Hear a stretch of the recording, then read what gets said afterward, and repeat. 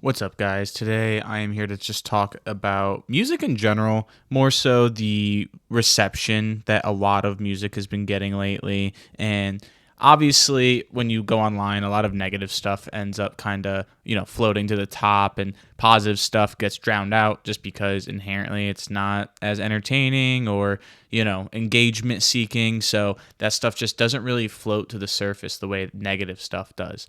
And with music in particular, it just feels like anytime there's a release, you will see a buzz of, positive and negative about it. And it usually leans more towards the negative.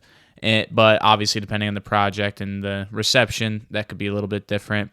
Um, and just honestly, like the overall standards on which people are judging music, I think is just so just skewed. Obviously, you should just judge it on whether or not you like it. If you like it, listen to it. If you don't listen to it. Simple enough. But I will say it just feels like a lot of projects maybe don't even get a chance anymore because the online talk around them or the buzz around them or lack thereof ends up kind of defining people's opinion before they even try it out for themselves. And then, that thing never gets a chance to properly thrive. A great example to me of this is Corday's album from last year. Corday put out like a really, really solid project. Definitely a good follow up to his previous, and it didn't do well commercially. And not saying that's the end all be all, but I mean, I know he ended up canceling the tour for it. I don't know if there was other reasons behind it. I think he said there were, but any time that happens, there's always a chance, they're just lying to cover up poor sales and don't want the embarrassment, which I completely understand. But it's just also like for like the core of the problem, I feel like, is that that's a project that now like might not even have a chance to grow after its release. It's being defined by its first week sales, which he even spoke on, and obviously, and encouraged people to still give it a listen, and how first week sales weren't important.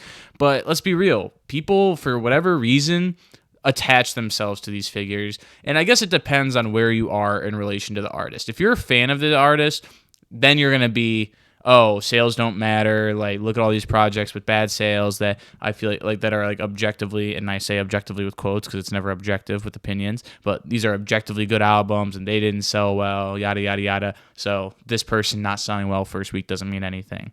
If it's an artist you don't like, then clearly you're going to be like clowning on them because they sold 5K first week or something, really bad. And you're going to, rub it in people's face if you're in like an online discussion about that release.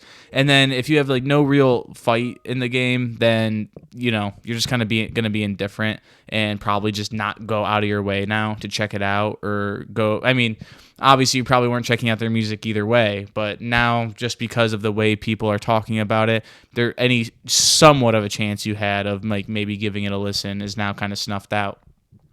And these are just like old standards, like not even just the fact that like sales clearly just don't define something, but sales are now very much different than when people were releasing music 5 years ago, not even that long ago.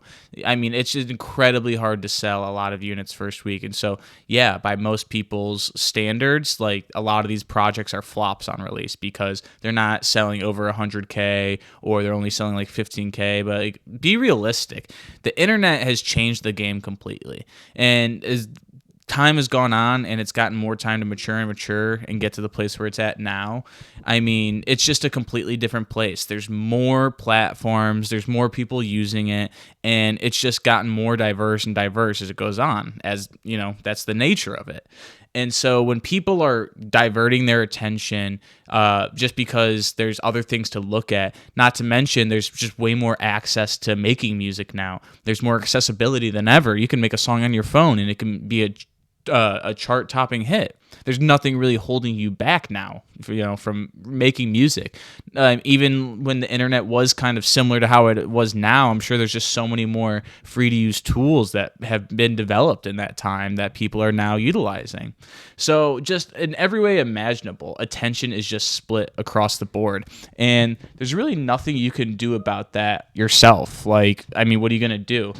everyone's just going to be in their own kind of little bubble now, and to break into that bubble is incredibly hard. That's why, think about like a YouTuber or something who you hear about, or like the perfect example is the Try Guys, and maybe not even perfect, but like, it works.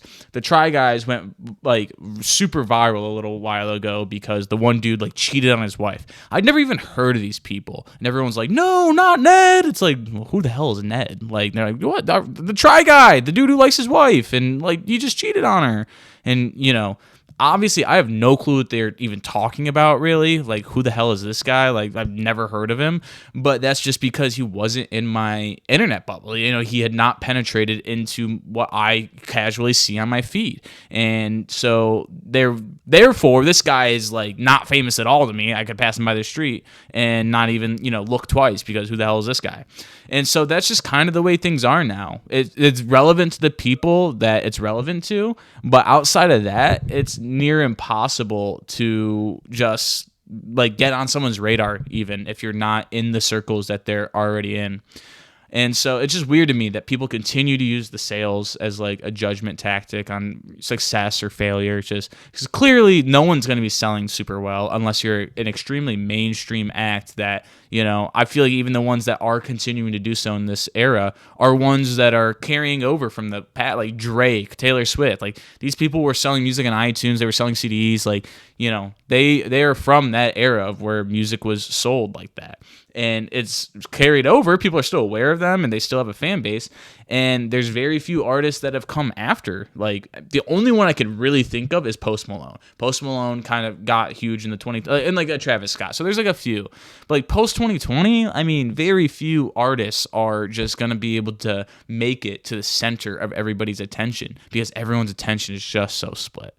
But let me know what you guys think. Are there any projects that you feel like this discussion might apply to? Like, let me know, because if there's a project maybe I didn't hit my radar, I'd love to, go out of my way, give it a listen. But thanks for checking it out, and I'll see you later.